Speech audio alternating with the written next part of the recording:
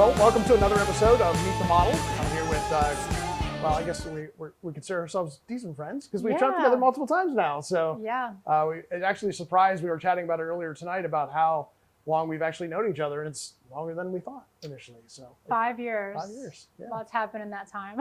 Yeah. So I'm excited about having another series, another episode here of Meet the Model, but also I think we're going to get some different perspectives today as well.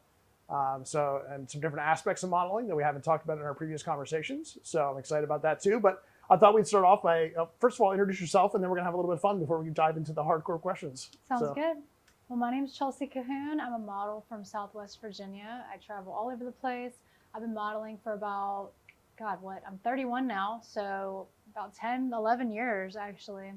And I'm also a full-time content creator, and I'm a promo model. I'm a singer, songwriter, pretty much a jack of all trades. So. All right, so we're going to have a little bit of fun here to start off. I have some rapid fire questions for you. So this is a little bit of get to know you a little bit better kind of questions.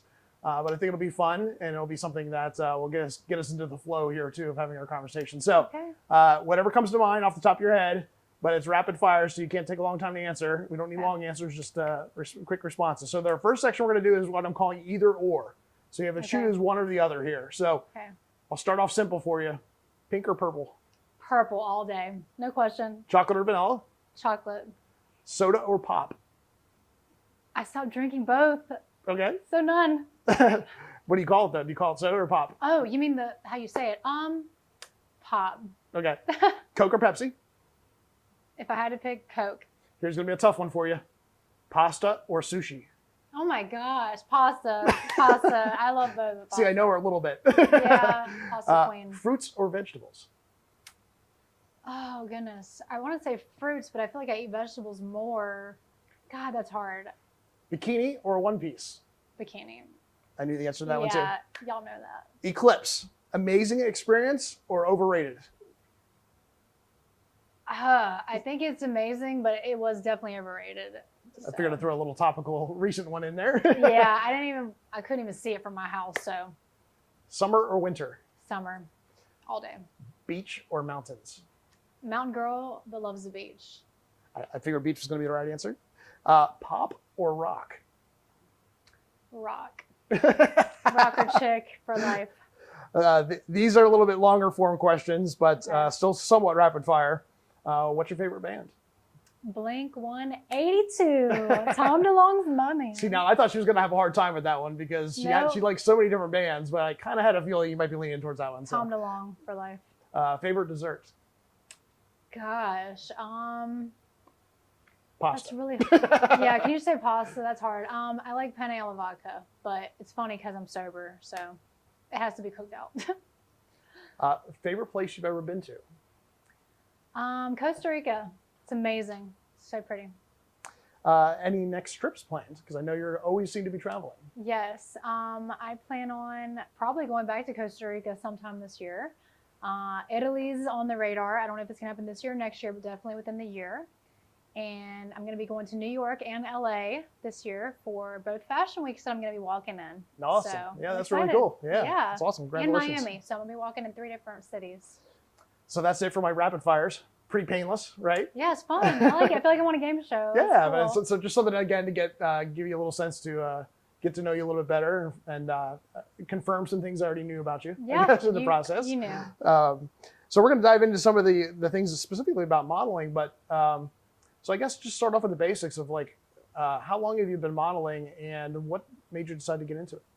Yeah, for sure. So when I was younger, I actually got contacted by an agency called Barbizon. And I was like, oh my gosh, Mom, I've always wanted to model. I was like 10. We get there and they're like, it's like $2,000. And I'm like, Mom, we're not doing that. So from that age, I'd always really wanted to do it, but I didn't want my mom to have to pay that much money. So I remember when I was 16, I got asked to be in like a modeling pageant. And I guess it was like my first really like runway modeling experience. But I didn't really start getting more into it until college. I was a fashion merchandising degree, or I have a fashion merchandising degree. And I got to walk in 10 fashion shows while I was in college. So I would say I really started modeling when I was 19. And I'm 31 now, so it's 12 years of modeling, and I've really excelled since then. I kind of went through a phase like when I was 22, 23, I wasn't doing as much. And then I moved to Richmond, Virginia, and all these photographers wanted to start shooting with me. And I was like, wow, I can get paid for this. This is so cool. So yeah, I'm a freelance model, but I do work with multiple agencies and tons of different brands and companies. And, you know, being a content creator as well, you get to do kind of both intertwined. So it's really cool to have both of those worlds come together with my life. And I have a bunch of questions for you about that because I think it's one of the unique aspects of our conversation compared to some of the other folks I've chatted with. So looking forward to diving into that a little bit more. What styles of modeling do you like to do, or what types of things do you like to model? There's a lot of different genres, a lot of different niches, a lot of different opportunities within modeling. So yeah, well, I actually love wearing dresses. I really love wearing dresses. So like glamour, I actually love. I also love swimwear. That's probably my favorite actually. And, you know, just regular, like, edgy fashion. Like I said, I'm a rocker chick, so I like my ripped jeans and crop tops. I'm a big fan of crop tops and flannels. So I kind of am all over the place. I don't really dive into the nude or implied or boudoir, anything like that. So it kind of sets me apart just a little bit because it also cuts me off from a lot of work. But I like the fact that I just do fashion and swimwear. I think that, you know, there's nothing wrong with just doing that, so. What types of opportunities or doors has modeling opened for you, or what has it done for you personally? Yeah, so like I said, I'm going to be walking in New York Fashion Week this year for the first time ever. I'm going to be walking in LA Fashion Week, and I'm going to be walking in Miami Swim Week. So, you know, over the past few years, I've just grown and grown. I've made so many amazing connections by traveling, by marketing myself, and growing my social media following. I'm hoping to do some international works here soon. So, you know, it's opened a lot of different doors for me, and I'm hoping that, you know, I'm possibly going to move to Florida. It'll open some more for me when I move down there. I usually come up here to Northern Virginia and DC to do work because I'm from the middle of nowhere. I live in the sticks. I live in Clifton Forge, Virginia. Really small town if you've been there. It's beautiful, but there's nothing there. So I'm kind of just getting tired of having to drive up here all the time for stuff. So I'd like to go to an area in Florida, preferably because it's warm. Where there's a little bit more around me that I can do. So yeah, we'll see what happens, but every day is more opportunities coming. So I'm really, really stoked. I actually had a great conversation today with a photographer from Boston that wants to have me on calendars, have me work for all these different opportunities. So yeah, more doors opening all the time. So you kind of alluded to this in something you said earlier, but do you think that there's tremendous pressure on models to do work that they're maybe not comfortable doing or that they don't want to venture into? So you mentioned, you know, boudoir, you mentioned, you know, implied or nude or stuff like that. Do you think there's have you seen that from your perspective, the pressure to go into those things, even though you have no desire to really shoot those? Absolutely. I've been pressured to try to do more before. I will never forget one of my first professional photo shoots in Roanoke, Virginia with a photographer named, we'll just call him, that is his name. We'll link him below. No, just kidding. Yeah, we'll link him. I never called him out. I definitely should have called him out because he actually, I did a milk bath shoot with a white bathing suit on, and I was laying down in the bathtub, and I remember he was leaning over top of me. And this is kind of a little off topic, but this is also kind of like tied into it with like being pushy. He said he wanted to kiss me, and I was in a very vulnerable position where I was like, oh my God, like he could just attack me right now, you know? And I felt really pressured in that moment, and I tried to get out, and luckily I did. But I think that there's definitely a lot of creepy photographers out there that will push models beyond their comfort level, and I don't let that happen. And now that I'm more experienced and grown, I definitely vet people a lot more than I used to when I was younger, because you have to be careful. So, what tips would you give to models around that as far as how to vet a photographer or not put themselves in that situation in the first place where possible? I mean, you can't 100% prevent it, but. Yeah, so usually I will look on the photographer's page. First off, if he doesn't have any pictures with any models, 10 times out of 10, I'm not going to work with him. Like I've had a few recently reach out to me, and I'm like, where's your previous work? And they either don't reply or they're like, oh, it's been a while. And I'm like, I'm sorry, like I need to see some actual work. Right. And yeah, if they don't, I'm not going to work with them. That's sketchy. That's a red flag. And big red flag, I would think. Yeah, it is. And then also if people have worked with him before, I'll reach out to other models and be like, how was it? And you want to reach out to more than one, because sometimes models will defend creepers. There's girls, and then there's girls who are not girls, and they just want to I mean, almost like sex trafficking type stuff. And there's just people that don't care that there's abusers out there. So they'll just be like, oh, he's great, but then he cannot be. So you want to ask about 3 models, how their experiences were when you want to work with a photographer. That's usually what I do. So. Since we're already diving right into the controversial stuff here, or the stuff that's... Love controversy. I couldn't go with easy questions. We did a whole slew of easy things in the beginning, so we're good to go. Do you mind if I go at another one that's somewhat controversial here? But with the explosion of platforms like OnlyFans, from your perspective, in your opinion, of course, it's obviously everyone's probably going to have a slightly different perspective on this, but do you think that's something that's been very empowering for women to be able to take control of their brand and pull that back in and be able to have control over the content they're making money off of it, frankly? Or do you see that as detrimental? I think it can be looked at both ways. I think that overall it is empowering for women because they're able to, use their own bodies to make money. And I think essentially, modeling is pretty much the same thing. We're just not always taking our clothes off. I don't personally have an OnlyFans. I never will because, like I said, I don't do nude or implied or anything like that, but I don't have any issues with anyone doing it. I don't judge anyone for doing it because at the end of the day, it's their choice. I think that people should be allowed to do whatever they want with their bodies. So, however, I will say, I think it's super empowering, but not everyone's going to feel that way. So it will unfortunately cut off some opportunities for models that are on there, but maybe they don't want to do some of the opportunities that maybe I would want to do.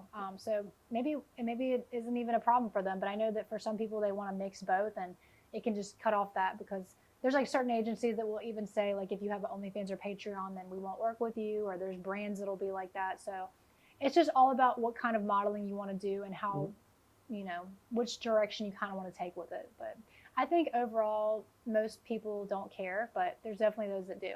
I don't. I say, women, do whatever you want, girl. You're all queens, and you can do whatever you want. Well, it seems like it's everywhere these days, and it seems, there's obviously multiple platforms, and you could probably say the same thing even for Instagram or something if you wanted to. Yeah. But speaking of Instagram, I've had a lot of conversations in the last chats I've had with other models about leveraging platforms like Instagram to connect to photographers and how to use it for your portfolio and things like that. But maybe a slightly different twist on that is, how have you seen social media, in particular Instagram? I think that's probably one of the more, that and probably TikTok now.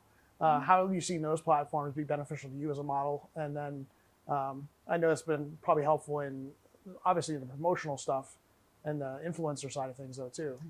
Yeah, well, to be honest with you, I don't know where I'd be today without Instagram because I wouldn't have met you.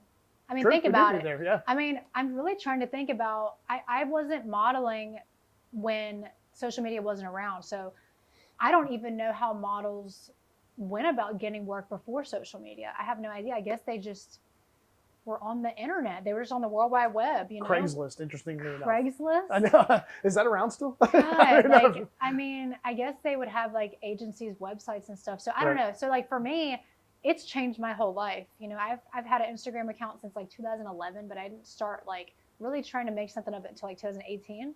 And ever since then, it's been my life, my livelihood. I remember the last time I went to an actual job was 2019, and I've been making money off of social media since 2020. So I would freak the hell out if Instagram shut down because I would have to figure it out. Like I need to have a backup plan. I do promotional modeling, but every opportunity I find with modeling, with content creating, it's all social media based. So, TikTok, I do brand deals on there, but I don't get as much modeling. Like I don't get any modeling work through TikTok. All of my modeling stuff happens through Instagram. People will email me through the link on there. So yeah, Instagram's literally my job. That's where I make my money. So I don't want this to come off as being like I'm only going to focus all the negative stuff today, honestly. But okay. What are some of the downsides of like that having that have to rely on those platforms, but also be so involved in that content? Is there a downside? Oh my God. Yes. Mental health for sure. Like, as a model and a content creator, because they're definitely two different things. Modeling, you can do photo shoots only. You can do promotional modeling, which is what I do with brands, or you can also make content for brands. I do all three, and it's a lot to juggle.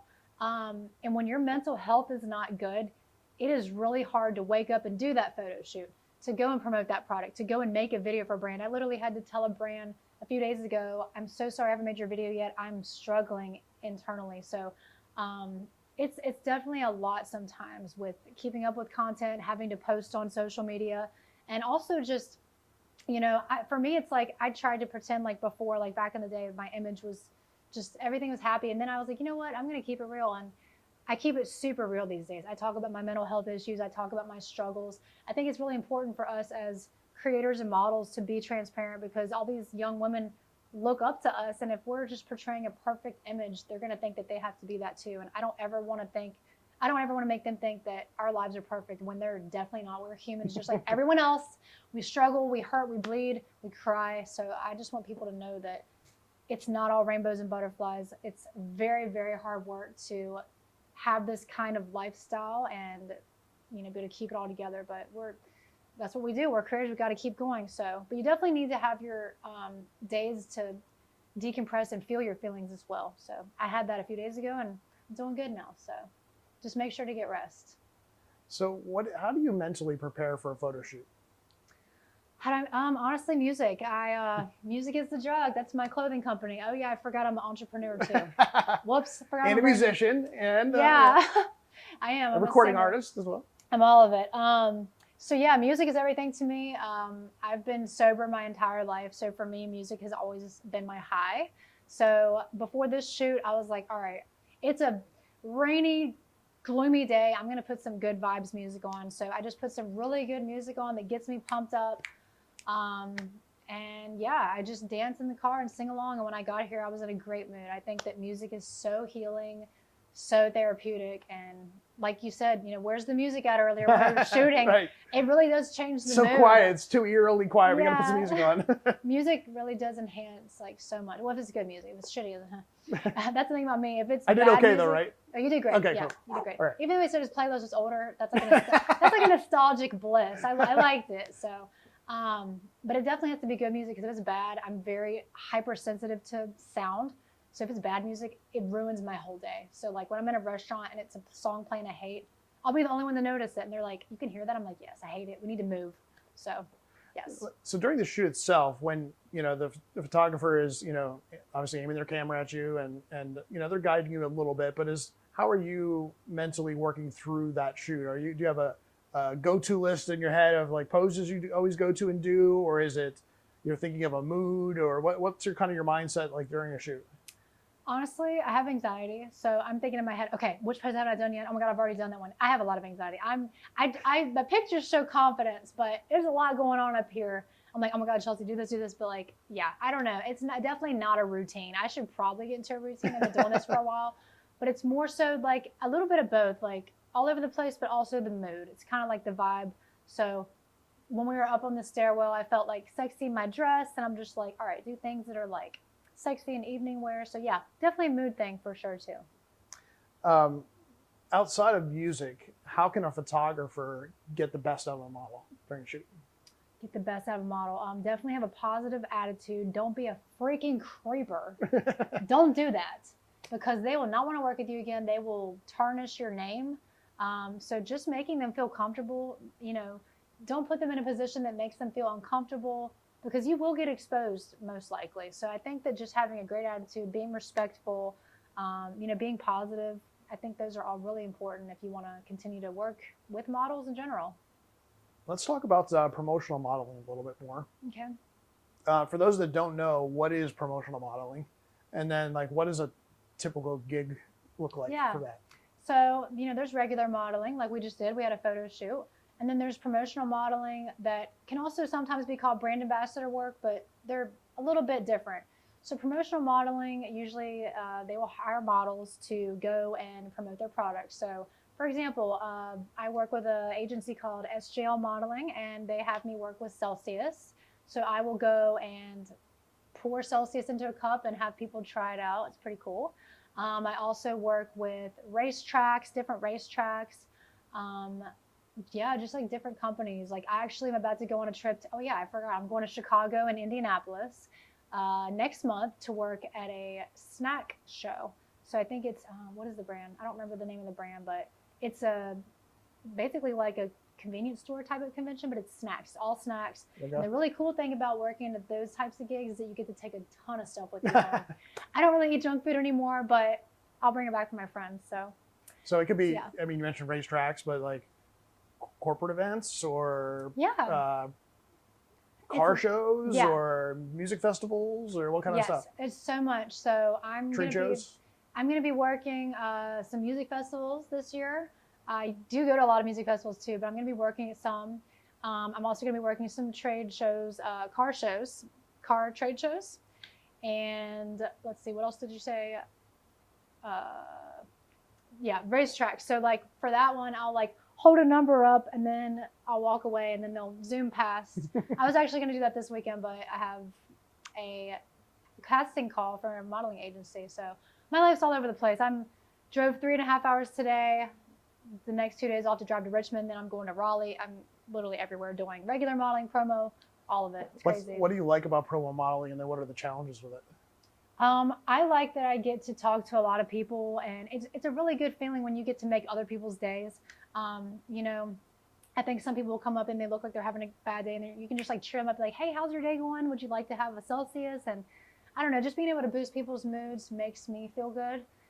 There are some challenges. Last summer I worked an event and it was so hot. It was like 95 degrees and I thought I was going to pass out. This one model did pass out. So sometimes the weather is a challenge. And then sometimes it sucks when there's not a lot of people around because it makes the day go by so slow. So I actually prefer when it's busy and you can talk to a bunch of people and it just makes the day go like that. And it's a lot of fun. So you mentioned an agency earlier. Is that the best way for somebody that pursue getting into promo modeling, or is there other avenues you can go about, getting into that? Yeah, so for first-time models in general, I always recommend joining Facebook groups. There's different Facebook groups where you can join for regular photo shoots, promo modeling, but also Instagram pages. There's agencies you can follow. You can message them. You can email them. I actually got some emails from these agencies, like personally reaching out to me to get. So like sometimes you'll just have, blessings like that happen where they'll reach out, but you definitely just want to make sure you get your name out there. If you want to start modeling in general, I recommend working with photographers for trade and building your portfolio, and then you can start getting into all the different avenues with it. So I imagine with promotional modeling in particular, it's very different from photo shoots, for example, because it's not about the clothing and the posing, but it's more about human interaction, being able to have conversations with people, be outwardly outgoing, smiling all day, like knowing some product information probably, but yeah, definitely.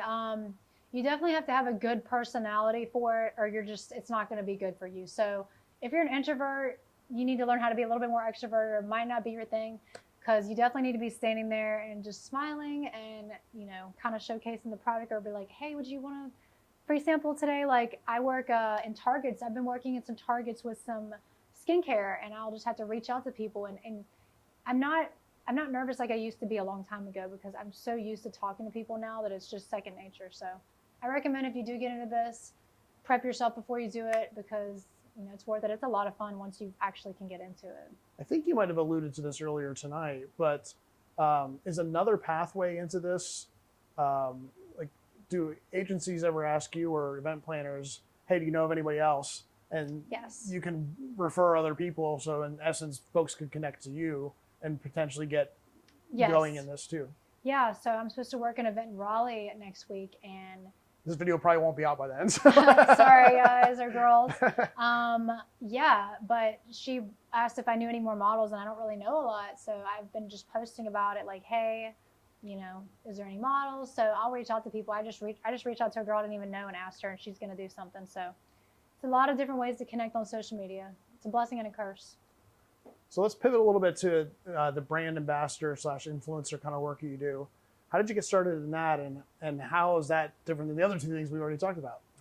Yeah, so that's actually different. So brand ambassador is actually different than content creation. So there's so many different things. I am a brand ambassador for a lot of brands. So I do model for a lot of different companies that will send me products, and I'll post for that. But then also with the content creating side, I'll make UGC videos, which stands for user generated content. And that's stuff that you usually don't have to post on social media. So That's a whole different thing too. So I'll post some stuff on Instagram and TikTok, and then I'll just make certain videos for brands. That's all very, tedious work.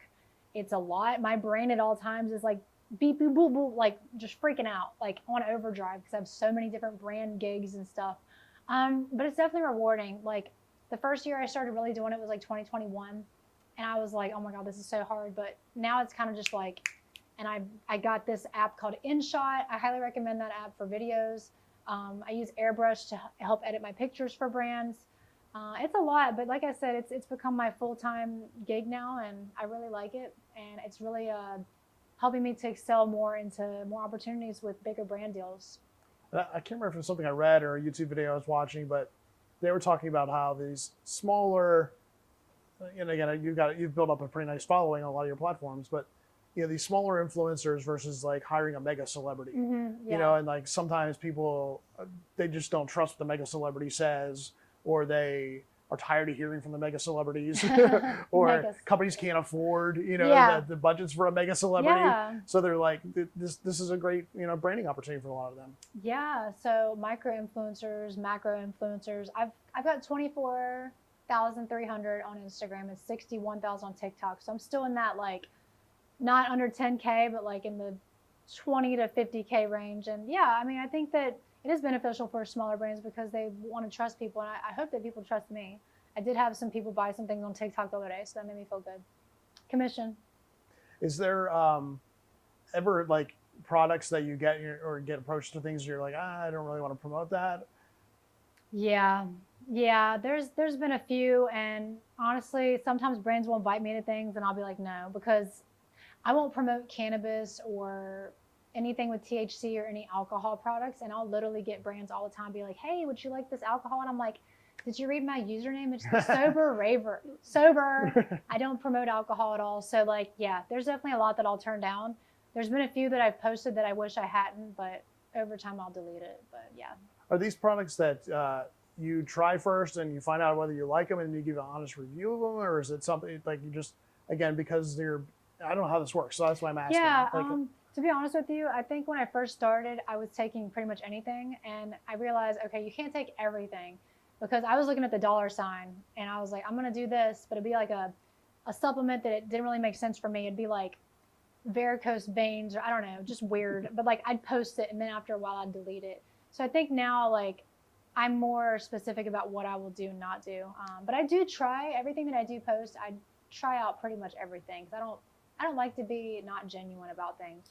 So I want to wrap up our conversation around going back to your brand. You talked about earlier, music is the drug. Yeah. And I'm going to put some links down below. You can check out the merch. You can check out more about that. But how did that get started? And then like, what have you done with that? And then, I know that's something you're very passionate about.